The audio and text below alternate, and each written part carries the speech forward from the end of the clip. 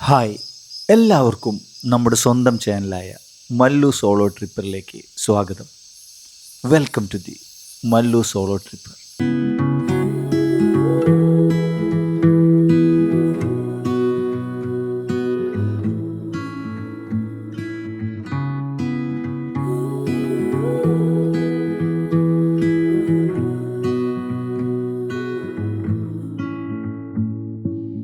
ഇന്ന് നമ്മൾ കാണാൻ പോകുന്നത് കേരളത്തിലെ ഏറ്റവും പ്രശസ്തവും ഏറ്റവും വലുതുമായ അതിരപ്പള്ളി വെള്ളച്ചാട്ടമാണ്.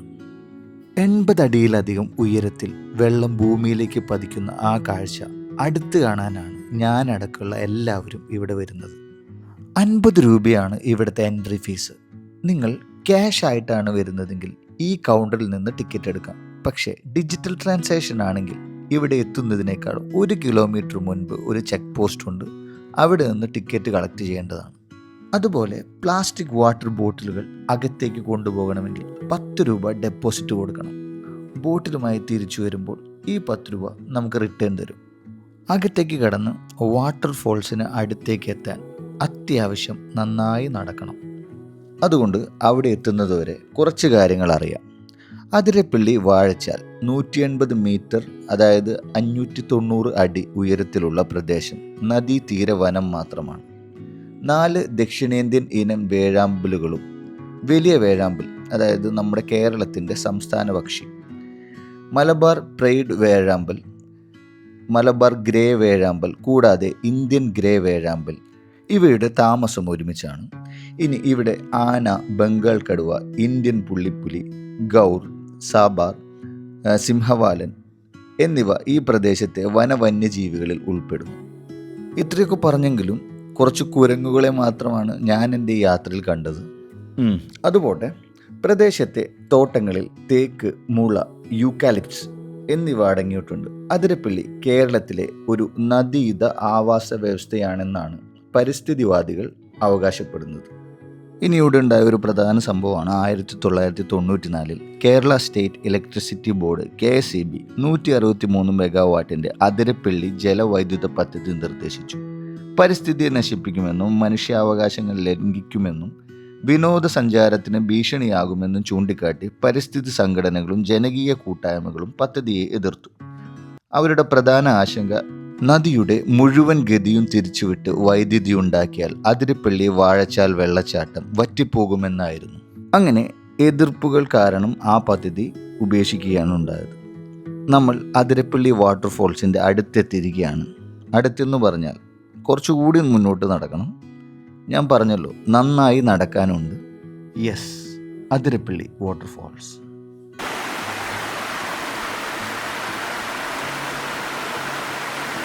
ഇവിടെ നമ്മൾ സന്ദർശിക്കുമ്പോൾ 2 വ്യൂവിലാണ് വെള്ളച്ചാട്ടം നമുക്ക് കാണാൻ കഴിയുക. ഒന്ന്, നമ്മൾ കണ്ടുകൊണ്ടിരിക്കുന്ന മുകളിൽ നിന്നും താഴേക്ക് വെള്ളം ഒഴുകി വീഴുന്ന കാഴ്ച. മറ്റൊന്ന്, താഴെ നിന്നും മുകളിലേക്കുള്ള കാഴ്ചയാണ്. 2 കാഴ്ചകളും മനോഹരമാണ്. ഞാനിവിടെ എത്തുന്നത് ഏകദേശം ഒരു 10:30-11 മണിയോടുകൂടിയാണ്. ഏത് സമയത്തും മഴ പെയ്യാൻ സാധ്യതയുള്ള ഒരു കാലാവസ്ഥ ആയിട്ട് പോലും സന്ദർശകർക്ക് യാതൊരു കുറവും ഇവിടെയില്ല. വിദേശികളായ ഒരുപാട് ആളുകളും പിന്നെ അയൽ സംസ്ഥാനത്തു നിന്നുള്ള സന്ദർശകരും, അതിലുപരി നമ്മൾ മല്ലൂസും. സന്ദർശകരുടെ സുരക്ഷ മുൻനിർത്തി ഇവിടെ മുള കൊണ്ടും കയർ ഉപയോഗിച്ച് ഒരു അതിർത്തി പോലെ കെട്ടിത്തിരിച്ചിട്ടുണ്ട്. ഇത് മുറിച്ചു കടക്കുന്നത് ശിക്ഷാർഹമാണ്.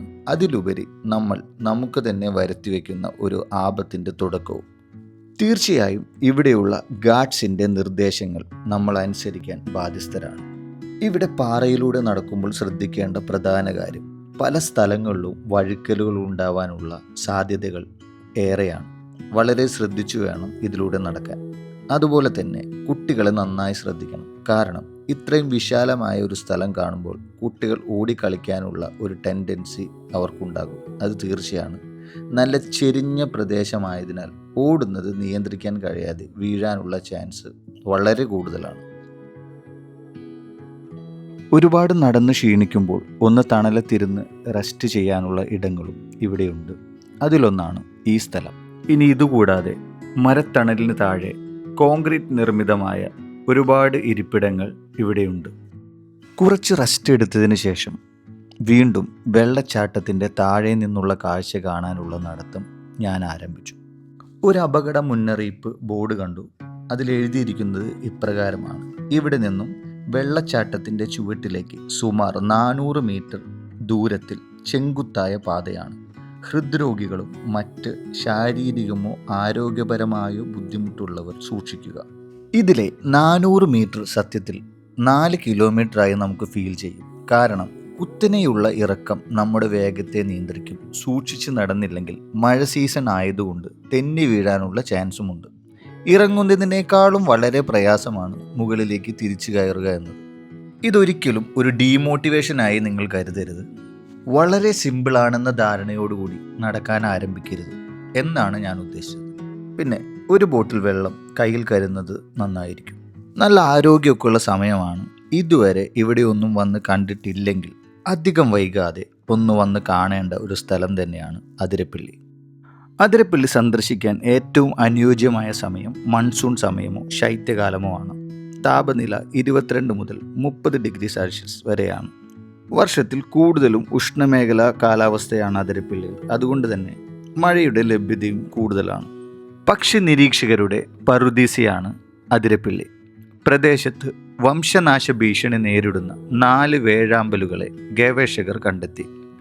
ചുറ്റുമുള്ള വനങ്ങളിൽ അട്ടകൾ, ചിത്രശലഭങ്ങൾ, വിവിധ തരം പക്ഷികൾ എന്നിവയുൾപ്പെടെ നിരവധി സസ്യജന്തുജാലങ്ങളുടെ ആവാസ കേന്ദ്രമാണ്. കാട്ടാർ, മലയർ എന്നിവരുൾപ്പെടെ നിരവധി തദ്ദേശീയ ഗോത്രങ്ങളുടെ ആവാസ കേന്ദ്രം കൂടിയാണ് ഈ വനങ്ങൾ. വാട്ടർഫോൾസിൻ്റെ അടുത്തെത്താൻ ഇനി ചെറിയ ദൂരം കൂടിയാണുള്ളത്. താഴേക്ക് സഞ്ചരിക്കുന്ന ഇടുങ്ങിയ വഴിയുടെ ഇടതുഭാഗത്തു നിന്ന് ഒരു ചെറിയ ദൂരത്തിൽ വെള്ളച്ചാട്ടം നമുക്ക് കാണാൻ കഴിയും.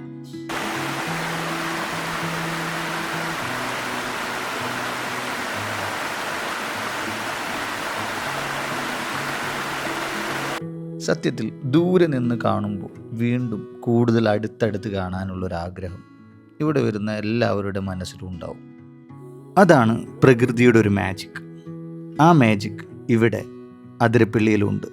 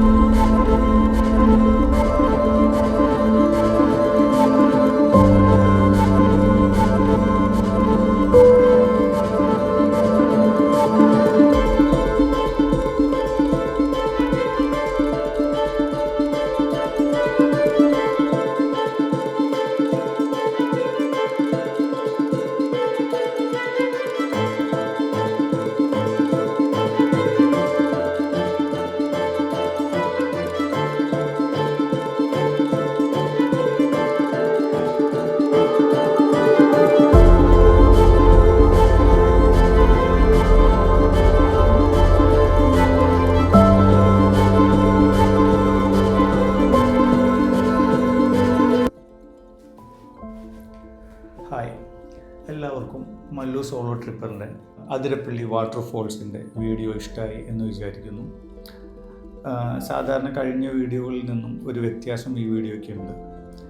ഷൂട്ട് ചെയ്ത എല്ലാ ഭാഗങ്ങളിലും ഞാൻ സംസാരിക്കാറുണ്ട്.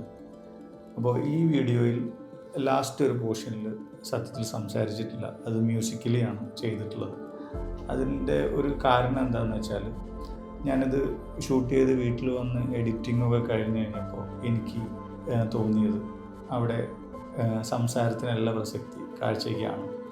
അപ്പോൾ ഏതൊരു വീഡിയോ എടുത്താലും എനിക്ക് സാറ്റിസ്ഫാക്ഷൻ തരുന്നൊരു വീഡിയോ ആണ് ഞാൻ അപ്ലോഡ് ചെയ്യാറുള്ളൂ. ഇതിലും ഞാൻ സാറ്റിസ്ഫൈഡ് ആണ്.